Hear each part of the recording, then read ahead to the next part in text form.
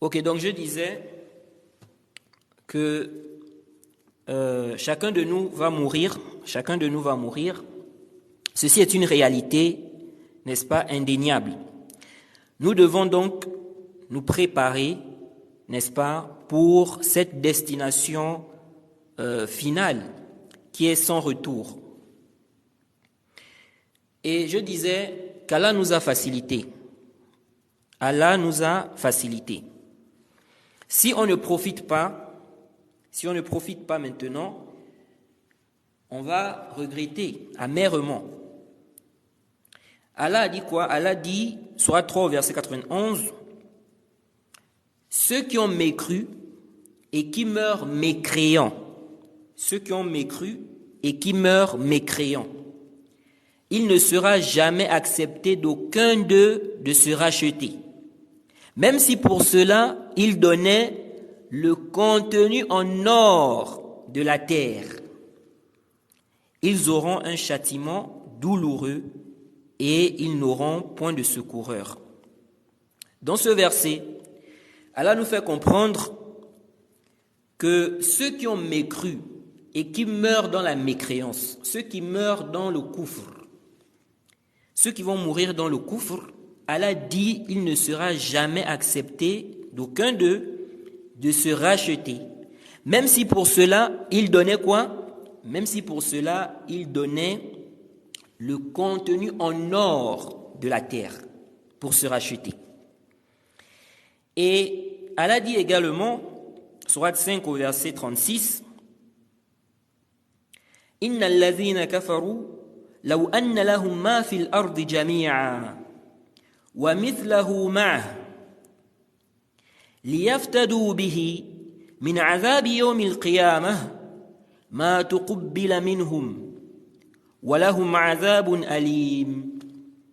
Allah dit, selon une traduction rapprochée, si les mécréants possédaient tout ce qui est sur la terre et autant encore pour se racheter du châtiment du jour de la résurrection, on ne l'accepterait pas d'eux.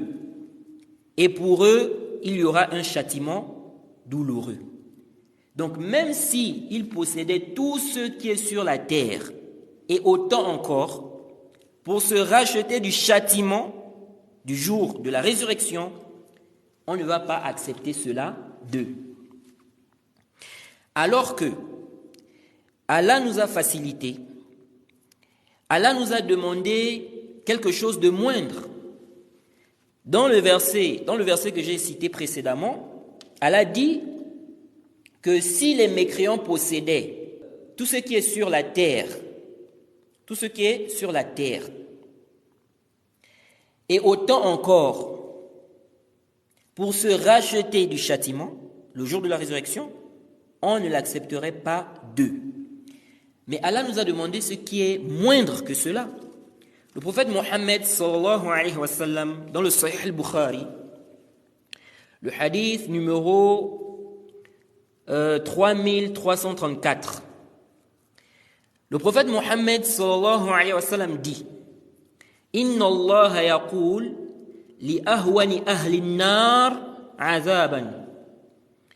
Le prophète Mohammed sallallahu alayhi wa sallam dit, certes, Allah dira à l'habitant de l'enfer dont le châtiment est le moins douloureux. Inna Allah yaqul li ahwani ahli an-nar azaban law anna laka ma fil ardi min shay'in kunta taftadi bih qala na'am. Le prophète Mohammed sallallahu alayhi wa sallam dit, Allah dira à l'habitant de l'enfer dont le châtiment est le moins douloureux, si tu avais tout ce qui est sur la terre, le donnerais-tu pour te racheter? Il dira oui. Qu'est-ce qu'Allah dira? Allah dira, faqad sa'altuka ma huwa awhanu min hadha. Faqad sa'altuka ma huwa awhanu min hadha. Wa anta fi sulbi Adam an la tushrika bi fa abayta illa shirk. Allah dira, alors que je t'ai demandé quelque chose de moindre lorsque tu étais dans les reins de Adam, c'est-à-dire de ne rien m'associer. Je t'ai demandé quelque chose de moindre. Donc, dans les versets qu'on a cités, Allah nous dit que si les mécréants possédaient, n'est-ce pas, ce qui est sur la terre en or, s'ils donnent ça même pour se racheter, Allah ne va pas accepter. Alors qu'Allah nous a demandé, n'est-ce pas, ce qui est moindre que cela. Donc Allah dit ici, donc à celui qui aura le châtiment, n'est-ce pas, le moins douloureux en enfer, si tu avais tout ce qui est sur la terre, le donnerais-tu pour te racheter? Il dira oui. Allah dira alors que je t'ai demandé quelque chose de moindre lorsque tu étais dans les reins de Adam, c'est-à-dire de ne rien m'associer. Mais tu t'es entêté dans le polythéisme, dans le shirk. Donc tu as persisté dans quoi? Dans le shirk. Ça, c'est celui qui aura le châtiment, n'est-ce pas, le moins douloureux. Imaginez-vous celui qui aura le pire châtiment. Comment il va regretter? Si déjà celui-là qui a le moindre, ou le châtiment le moins douloureux, si déjà il est dans cette situation-là, il est prêt à donner, n'est-ce pas, ce qui est sur la terre pour se racheter, que dire alors de celui qui aura le châtiment, n'est-ce pas, le plus douloureux? Sachant que le prophète Mohammed sallallahu alayhi wa sallam dit dans le hadith de Nu'man ibn Bashir, dans le Sahih Muslim, le hadith numéro 213, le prophète Mohammed sallallahu alayhi wa sallam dit, certes, le moins châtié des gens de l'enfer est celui qui a des chaussures et des lacets de feu qui vont faire bouillir son cerveau. Le prophète dit, certes, le moins châtié des gens de l'enfer est celui qui a des chaussures et des lacets de feu. Et des lacets de feu qui vont faire bouillir son cerveau, comme la marmite qui bouillit. Il pensera que personne n'est plus châtié que lui, alors qu'il sera en réalité celui qui est le moins châtié. Est-ce que vous voyez ça? Vous imaginez? Celui-là qui est donc celui qui a le, qui a le châtiment, n'est-ce pas, le moins douloureux. Regardez son châtiment. Lui, il pense qu'il n'y a pas, en fait, il n'y a personne qui est châtié plus que lui. Jaïd. Alors qu'il est celui qui a quoi? Qui a le châtiment le moins douloureux. Alors que dire de celui-là qui aura le châtiment le plus douloureux? C'est pourquoi, si nous ne profitons pas maintenant, n'est-ce pas, à faire du bien, à faire ce qu'Allah nous a demandé, et surtout, à préserver notre tawhid, on va regretter. Parce que ça, c'est la situation des mécréants. Et Allah dit quoi? Allah dit, soit 39, au verset 47, وَلَوْ أَنَّ لِلَّذِينَ ظَلَمُوا مَا فِي الْأَرْضِ جَمِيعًا وَمِثْلَهُ مَعَهُ لَافْتَدَوْا بِهِ مِنْ سُوءِ الْعَذَابِ يَوْمَ الْقِيَامَةِ وَبَدَا لَهُم مِّنَ اللَّهِ مَا لَمْ يَكُونُوا يَحْتَسِبُونَ. Allah dit, selon une traduction rapprochée, si les injustes possédaient tout ce qui se trouve sur terre et autant encore, ils l'offriraient comme rançon pour échapper au pire châtiment, le jour de la résurrection. Et leur apparaîtra de la part d'Allah ce qu'ils n'avaient jamais imaginé. Vous voyez ça? Donc, les associateurs, les mécréants, Yawm al-Qiyamah, Allah nous fait comprendre que s'ils possédaient ce qui se trouve sur terre, et autant encore, ils l'offriraient comme rançon pour échapper au châtiment. Et Allah nous fait comprendre qu'il leur apparaîtra de la part d'Allah ce qu'ils n'avaient jamais imaginé. Et certains savants ont dit que des gens se sont rapprochés même d'Allah. En faisant quoi? En adorant autre qu'Allah. Et ils ont cru qu'avec ça, n'est-ce pas, ils n'auront aucun problème Yawm al-Qiyamah. Arrivé Yawm al-Qiyamah, ils vont voir ce qu'ils n'avaient pas du tout imaginé. On te dit que ça c'est le shirk. Il faut délaisser cela. Ne fais pas cela. C'est du shirk. Tu persistes dans ça. Malgré les preuves. Yawm al-Qiyamah, tu seras surpris. Donc on doit profiter. On doit profiter pendant que nous sommes encore vivants. On doit profiter. Le Ramadan est proche. Il y a des frères, n'est-ce pas? Il y a des gens qui sont morts avant le Ramadan. Même nous-mêmes, là où on est là, on ne sait pas. Est-ce que réellement on va pouvoir jeûner ce mois ou bien on va mourir avant? On ne sait pas. Donc, on doit se préparer. On doit être attentif. On ne doit pas du tout être distrait. Vraiment, les frères, si on ne fait pas attention, on risque de regretter. Et la chose la plus précieuse que le croyant a sur cette terre, c'est quoi? C'est son tawhid. C'est son tawhid.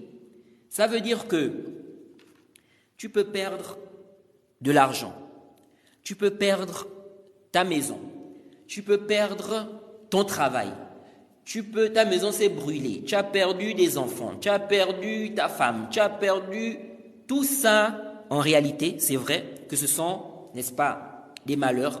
Ça fait mal, tu as perdu ta femme, tes enfants, ton travail, etc.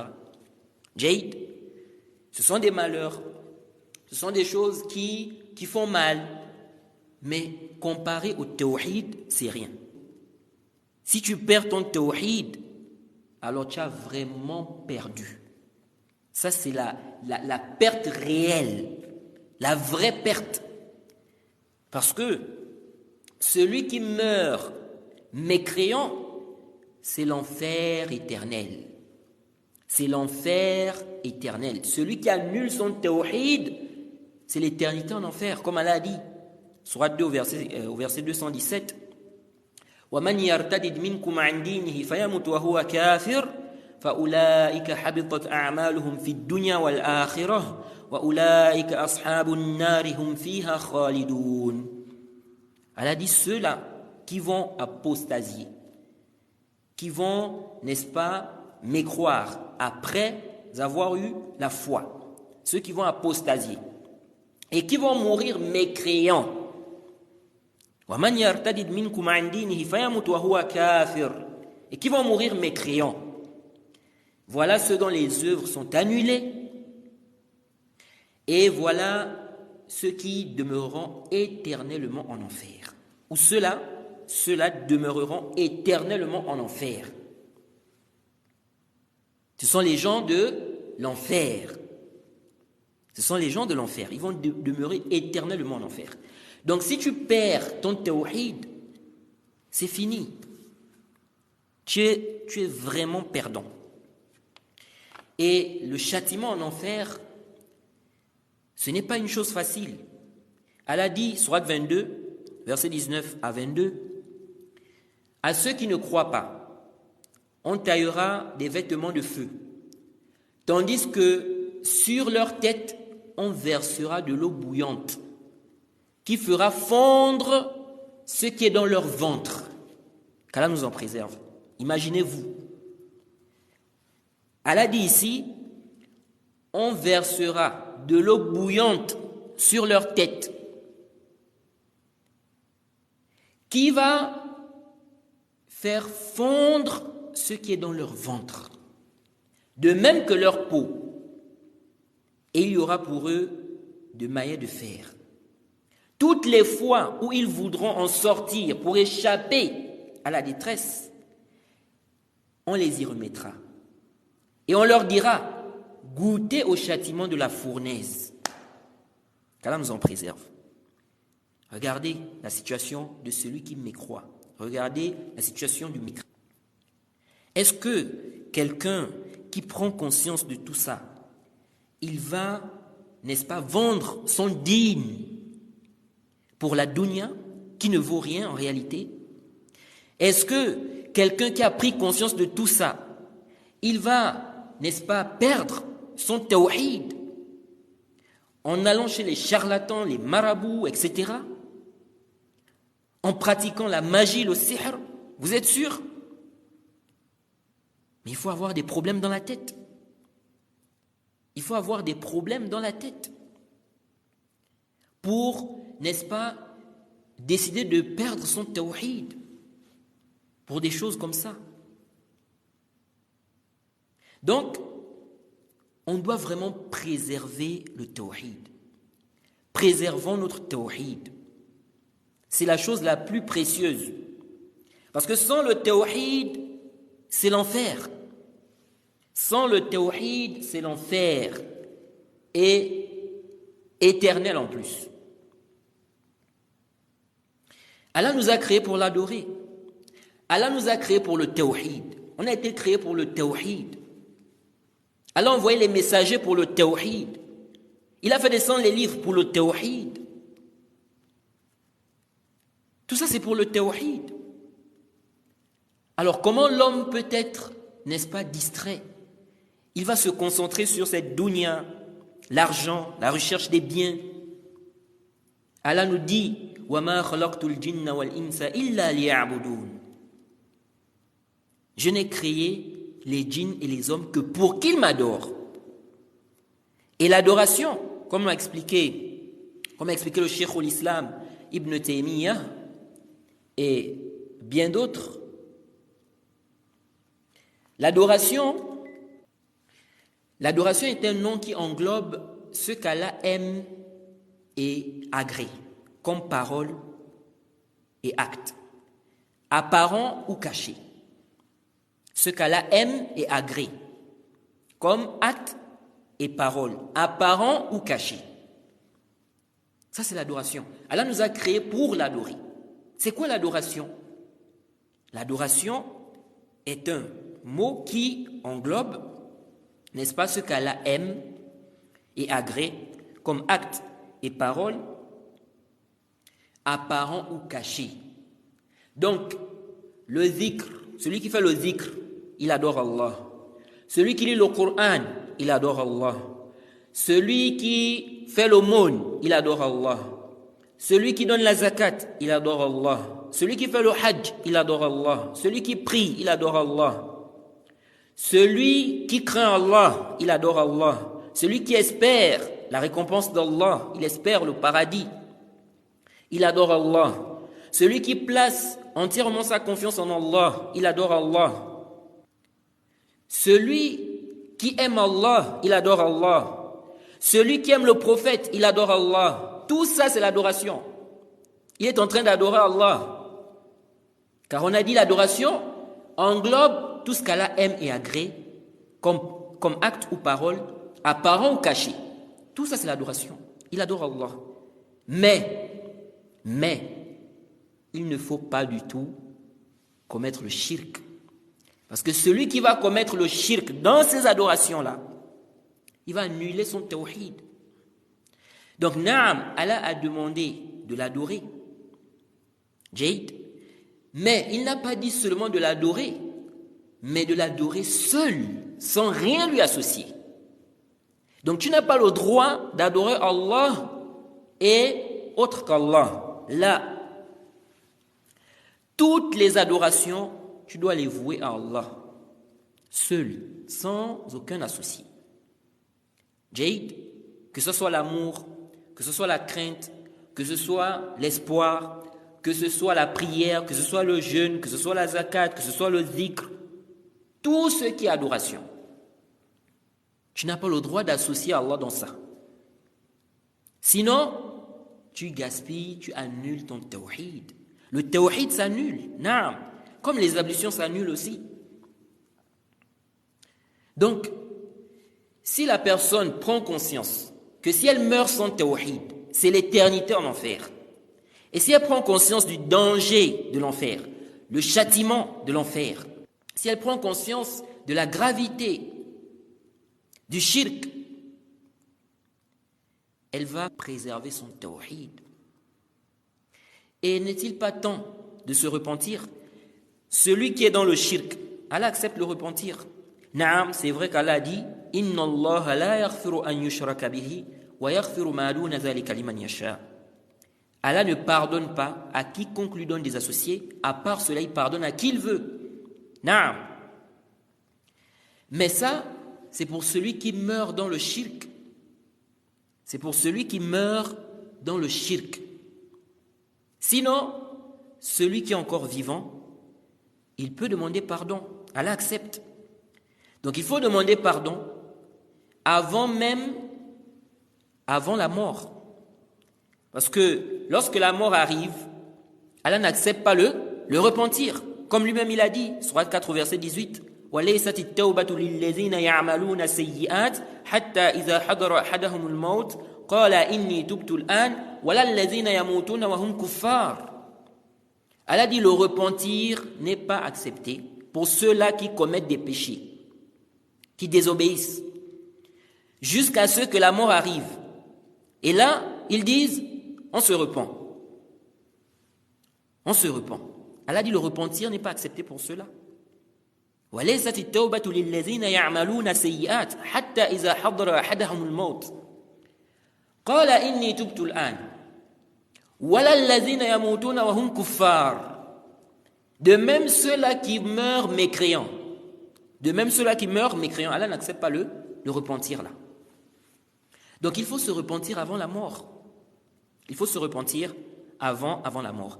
Et le repentir aussi fait partie des adorations. On a dit l'adoration, c'est ce qu'Allah aime et agrée, apparent ou caché. Donc comme acte ou parole, apparent ou caché. Le repentir, Allah aime cela, il agrée cela. Donc ça fait partie des adorations. Donc celui qui se repent, il adore Allah aussi. Jade. C'est pourquoi tu dois être aussi sincère dans ton repentir. Donc nous devons nous repentir, demander à Allah pardon et faire des efforts, œuvrer, faire ce qu'Allah nous a demandé afin de bénéficier, n'est-ce pas, de la miséricorde d'Allah, afin de bénéficier de son paradis. Mais si on mécroit, si on adore autre qu'Allah, si on tombe dans le shirk, alors là, on sera dans une perte. Et ne vous dites pas que le tawhid est maîtrisé. Le tawhid est maîtrisé. Parce qu'il y a des gens comme ça. Ils disent, on connaît déjà le tawhid, on sait par exemple qu'il ne faut pas adorer une statue, donc voilà, c'est bon. Non. Il y a beaucoup de gens qui tombent dans le shirk. Parfois, c'est des conceptions de shirk. Il n'adore pas la statue, mais il a une conception de shirk. Il est dans le shirk, parce que le shirk, ça peut aussi être au niveau des croyances.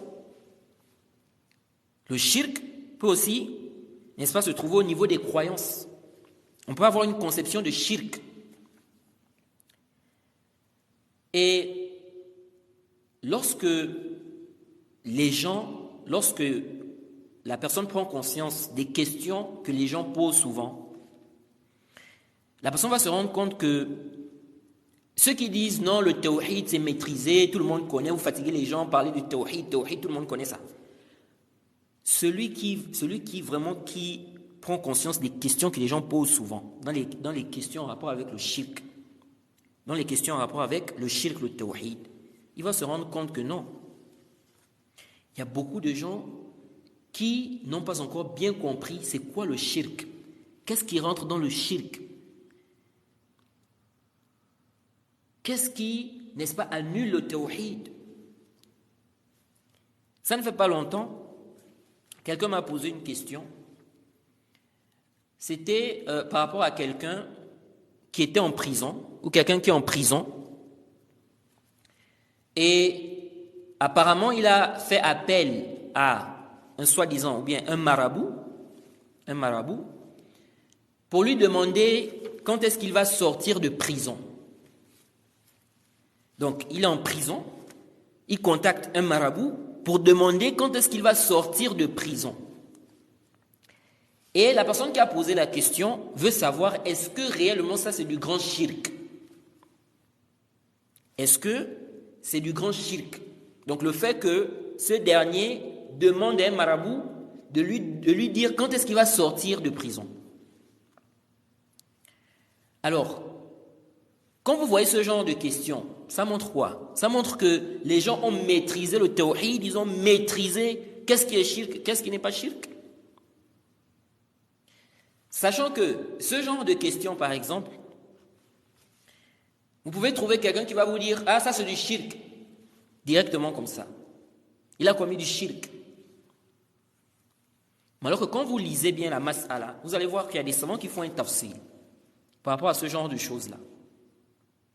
Par rapport à ce genre de choses.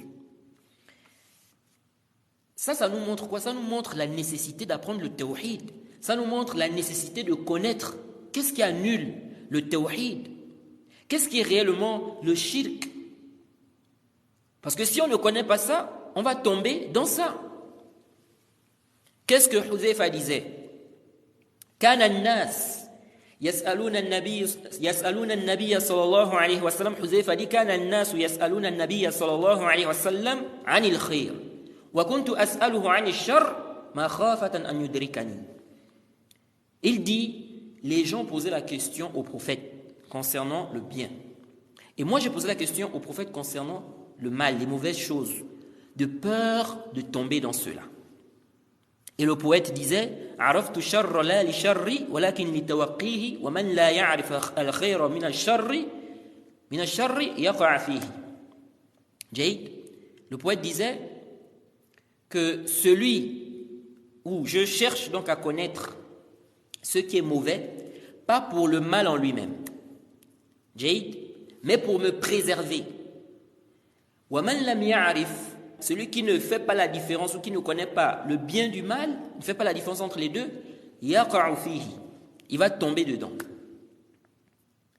Donc, il cherche à connaître ce qui est mauvais pour se protéger. Parce que celui qui ne fait pas la différence, il va tomber dans ça. Celui qui ne sait pas ce qui est mauvais, ce qui est bien, il va mélanger les choses. Donc, il est important de connaître le tawhid, de connaître ce qu'il annule. Et le shirk, il n'y a pas un péché qui est au-dessus du shirk. Le shirk est le plus grand péché. Le grand shirk, c'est le plus grand péché. Et ça a des mafasid. Parmi ces mafasid, ça fait en sorte qu'Allah ne te pardonne pas. Étant donné que Allah lui-même a dit Inna Allah la yaghfiru an yushraka bihi wa yaghfiru ma duna dhalika liman yasha. Allah ne pardonne pas à quiconque lui donne des associés, à part cela, il pardonne à qui il veut. Le shirk annule les œuvres. Ça fait en sorte qu'Allah ne prenne plus en considération tes œuvres. Si tu meurs dans le shirk, Allah dit وَلَقَدْ أُوحِيَ إِلَيْكَ وَإِلَى الَّذِينَ مِنْ قَبْلِكَ لَئِنْ أَشْرَكْتَ لَيَحْبَطَنَّ عَمَلُكَ وَلَتَكُنَّنَّ مِنَ الْخَاسِرِينَ. Allah dit on t'a révélé, toi et à ceux, n'est-ce pas, qui t'ont précédé. Si tu donnes des associés à Allah, tes œuvres seront vaines, annulées, et tu seras parmi les perdants. Si on dit ça déjà aux prophètes, que dire de ceux-là qui ne sont pas des prophètes? Et Allah, lorsqu'il a parlé des messagers, lorsqu'il a parlé des prophètes, Sourate 6 au verset 88, quand il a cité, n'est-ce pas, les noms des prophètes et tout ça, qu'est-ce qu'il a dit? Il a dit وَلَوْ أَشْرَكُوا لَحَبِطَ عَنْهُمْ مَا كَانُوا يَعْمَلُونَ. S'ils avaient commis le shirk, on aurait annulé ce qu'ils ont eu à faire comme œuvre.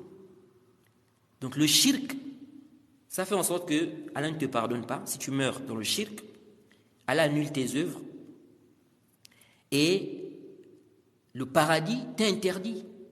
Étant donné qu'Allah dit, Sourate 5 au verset 72, إِنَّهُ مَنْ يُشْرِكْ بِاللَّهِ فَقَدْ حَرَّمَ اللَّهُ عَلَيْهِ الْجَنَّةَ وَمَأْوَاهُ النَّارُ وَمَا لِلظَّالِمِينَ مِنْ أَنصَارٍ. Certes, celui qui donne des associés à Allah, le paradis lui est interdit. Sa destination, c'est l'enfer, et pour les injustes, pas de secoureur. Par contre, si tu meurs sans donner des associés à Allah, le paradis est garanti. Le paradis est garanti. Même si Allah peut te châtier, n'est-ce pas, à cause de tes péchés. Jade, comme le zina ou autre. Mais si tu meurs avec le tawhid, tu n'as pas associé à Allah, tu finiras par entrer au paradis. Le prophète Mohammed sallallahu alayhi wa sallam dit dans le hadith d'Abi Dharr, le hadith est dans le Sahih Muslim, le Sahih al-Bukhari aussi. Alors dans le Sahih al-Bukhari, le hadith numéro 5827, le hadith d'Abi Dharr, le prophète Mohammed sallallahu alayhi wa sallam dit: Ma min abdin qala la ilaha illallah thumma mata ala dhalik illa dakhala al-jannah. Le prophète Mohammed sallallahu alayhi wa sallam dit: il n'y a pas un serviteur qui dit la ilaha illallah et qui meurt sur cela. Donc il est mort sur la ilaha illallah. Il n'a pas associé à Allah. Jade. Et il a dit la ilaha illallah sincèrement. Parce qu'on a d'autres hadiths où le prophète, n'est-ce pas, précise celui qui dit la ilaha illallah en étant quoi? Sincère. Parce que les hypocrites aussi disent la ilaha illallah, mais ils ne sont pas sincères. Donc il faut être sincère. Le prophète dit celui qui dit la ilaha illallah et qui meurt sur cela. Il n'y a pas de serviteur qui va dire la ilaha illallah et qui meurt sur cela sans qu'il n'entre au paradis. Donc il est mort sur le tawhid. Celui-là, il va rentrer où? Il va rentrer au paradis. Le paradis est garanti. Celui qui meurt sur le tawhid, il n'a pas associé à Allah. Le paradis est garanti. Qu'est-ce qu'Abi Dharr a dit lorsqu'il a écouté ça? Qultu, il a dit wa in zana wa in saraq. Il dit au prophète, même s'il fait le zina, même s'il vole, le prophète dit wa in zana wa in saraq. Le prophète dit même s'il fait le zina, même s'il vole. Abi Dharr répète encore, il dit même s'il fait le zina, même s'il vole. Le prophète dit même s'il fait le zina, même s'il vole. Abi Dharr dit encore, même s'il fait le zina, même s'il vole. Le prophète dit même s'il fait le zina, même s'il vole. N'en déplaise à Abi Dharr. Est-ce que vous voyez ça? Ça, c'est les mérites du tawhid. Les mérites du tawhid. Tous les péchés en dehors du shirk sont en dessous. Le shirk, c'est le plus grand péché. Le shirk, c'est le plus grand péché. Et Luqman avait dit, il disait à son fils, Ya bunayya, la tushrik billahi, inna shirka la zulmun azim. Oh mon fils, ne donne pas des associés à Allah. Certes, le shirk est une grande injustice. C'est une injustice. Donc, parmi les mérites du tawhid, c'est que si tu meurs sur le tawhid, le paradis est garanti. Si tu meurs sur le tawhid, le paradis est garanti. Même si Allah veut te châtier d'abord par rapport à certains péchés. Jade, mais tu finiras par entrer au paradis. Soit Allah va te pardonner, il peut te pardonner directement, il ne te châtie même pas. Jade, comme il peut te châtier pour tes péchés, ensuite tu rentres au paradis. Parce que tu as le tawhid. Et le prophète Mohammed sallallahu alayhi wa sallam dans le Sahih Muslim, le hadith numéro 2687, il dit quoi? Il dit qu'Allah a dit, le hadith d'Abi Dharr, وَمَنْ لَقِيَنِي, Allah a dit, وَمَنْ لَقِيَنِي بِقُرَابِ الْأَرْضِ خَطِيئَةً لَا يُشْرِكُ بِي شَيْئًا لَقِيتُهُ بِمِثْلِهَا مَغْفِرَةً. Le prophète Mohammed sallallahu alayhi wa sallam dit qu'Allah a dit, celui qui me rencontre dans l'état où ses péchés remplissent la terre. Regardez ça. Hein? Celui qui me rencontre, ça c'est dans le Sahih Muslim. Le prophète dit qu'Allah a dit, celui qui me rencontre dans l'état où ses péchés remplissent la terre, mais sans m'associer, je le rencontrerai avec la même immensité de pardon. Ça veut dire qu'Allah va pardonner ces péchés-là, tous ces péchés-là. Donc, il a fait des péchés, tellement de péchés. Vraiment. Mais dedans, là, il n'y a pas le shirk. Il n'y a pas le shirk. Allah dit, n'est-ce pas, il pardonne ça. Il pardonne. Ça, c'est le mérite du tawhid. Et comme les savants ont dit, des savants ont expliqué ce hadith en disant que ici, là, ça ne veut pas dire que celui qui va mourir avec le tawhid, ok, s'il meurt, il ne peut pas aller où? Il ne peut pas aller en enfer, non. Parce qu'on a des textes, les hadiths de l'intercession par exemple. Les hadiths de l'intercession montrent qu'il y a des musulmans qui vont entrer en enfer. Donc, tous les musulmans ne vont pas entrer où c'est? Au paradis. Ça, c'est une conception d'un groupe de Murji'a. Ils disent que tout celui qui meurt sur le tawhid, il va entrer directement au paradis. Il ne va pas aller en enfer. Ça, c'est faux. Les hadiths de l'intercession montrent qu'il y a des musulmans qui vont aller en enfer. Ils vont être châtiés à cause de certains péchés. Mais comme ils ont le tawhid, ils n'ont pas commis le shirk, ils finiront par sortir. Pour aller où? Pour entrer au paradis. Jaïd.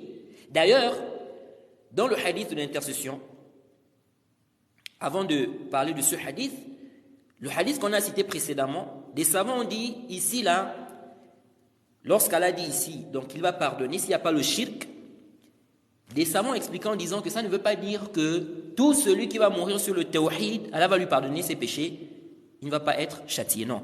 Ça c'est selon, n'est-ce pas, la volonté d'Allah. Si Allah veut, il va lui pardonner directement. Donc il a fait des péchés qui ont rempli toute la terre. Mais il n'y a pas le shirk dedans. Si Allah veut, il lui pardonne.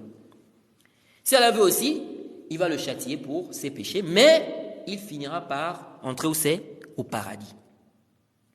Dans le hadith de l'intercession, le hadith de Anas, lorsqu'on prend ce hadith-là, rapporté par l'imam Muslim, le hadith numéro 193, le long hadith, lorsqu'on prend ce hadith, dans ce hadith, qu'est-ce que le prophète dit? Le prophète dit que Yawm al-Qiyamah, il va dire à Allah, Ya Rabb, i'zan li fi man qala la ilaha illallah. Le prophète dit qu'il va dire à Allah, permets-moi d'intercéder en faveur de ceux-là qui ont dit la ilaha illallah. Bien évidemment, en toute sincérité. Parce qu'il ne suffit pas de dire la ilaha illallah. Les hypocrites disent la ilaha illallah, mais ils ne sont pas sincères. Donc le prophète ne parle pas ici des hypocrites. Il dit donc, il va dire à Allah, permets-moi d'intercéder, n'est-ce pas, en faveur de ceux qui ont dit la ilaha illallah. Il n'y a aucune divinité digne d'adoration en dehors d'Allah. Qu'est-ce qu'Allah va dire au prophète? Il va dire, laysa dhalika lak. Cela ne t'appartient pas. Cela ne t'appartient pas. Wa izzati, wa kibriyai, wa azamati, wa jibriyai, la ukhrijanna man qala la ilaha illallah. Allah dira au prophète, cela ne t'appartient pas. Cependant, par ma puissance, par ma grandeur, je ferai certainement sortir de l'enfer ceux qui ont dit la ilaha illallah. Et comme explique Ibn Rajab, ce hadith, on doit comprendre ce hadith, n'est-ce pas, en l'associant au hadith de Muslim, le hadith, la version d'Abi Sa'id al-Khudri. On doit regrouper ces deux textes-là pour les comprendre. Dans le hadith d'Abi Sa'id al-Khudri, qu'est-ce qui est dit là-bas, le long hadith aussi de l'intercession, le Sahih Muslim? Là-bas, Allah dira, شفعت الملائكة وشفع النبيون وشفع المؤمنون ولم يبق إلا أرحم الراحمين فيقبض قبضة من النار فيخرج منها قوما لم يعملوا خيرا قط. Dans la version d'Abi Sa'id, Allah dira, les anges ont intercédé, les prophètes ont intercédé, les croyants ont intercédé, il ne reste plus que le plus miséricordieux des miséricordieux. Et il prendra une poignée des gens de l'enfer, il fera sortir des gens qui n'ont fait aucune bonne œuvre. Ces deux hadiths-là, on doit les jumeler. On doit les comprendre ensemble.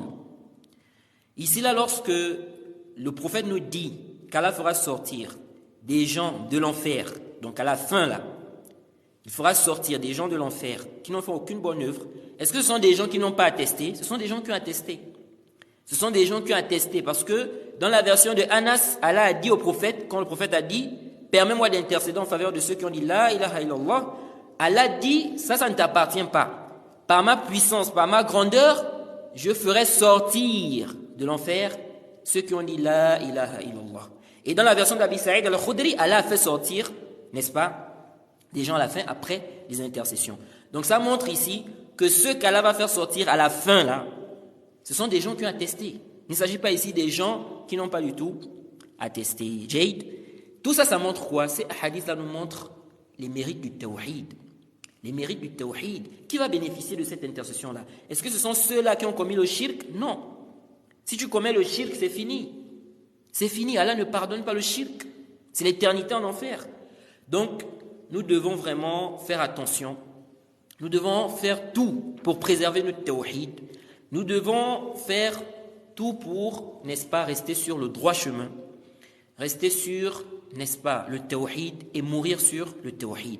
Et on doit demander à Allah de nous faire mourir sur le tawhid. Celui qui est mort sur le tawhid, même s'il commet des péchés, on ne dit pas que c'est bien de commettre les péchés. Non, il faut se repentir. Comme on a vu, il faut se repentir avant la mort.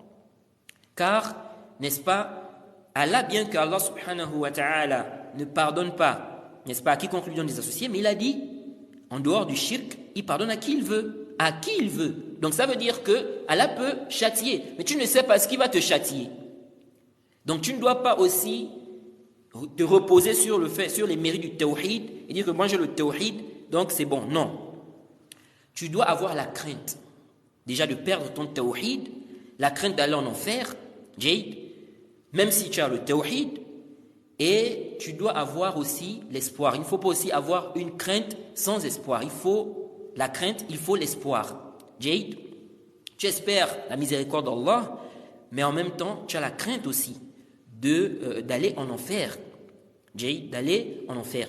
Et cette crainte-là aussi doit te pousser à faire des efforts, n'est-ce pas, pour ne pas te retrouver en enfer. Jade, qu'Allah nous facilite, qu'il nous accorde, n'est-ce pas, la compréhension de sa religion et qu'il nous facilite aussi le repentir. Et je profite aussi de l'occasion pour dire aux frères, concernant le repentir, faites des efforts. Lorsque vous demandez à Allah pardon, faites des efforts de vous repentir de tous vos péchés. De tous vos péchés. Ne faites pas seulement un repentir d'un péché, deux péchés, non. Faites des efforts de demander à Allah pardon pour tous vos péchés. Donc voilà un peu ce que je voulais rappeler, qu'Allah nous accorde la compréhension. On va s'arrêter là et je vais essayer de lire les commentaires. Si certains frères ont des préoccupations, ou peut-être ils ont quelque chose à dire, peut-être on va essayer de répondre ou bien de dire ce qu'on peut dire par rapport à cela. Naam, qu'Allah nous aide.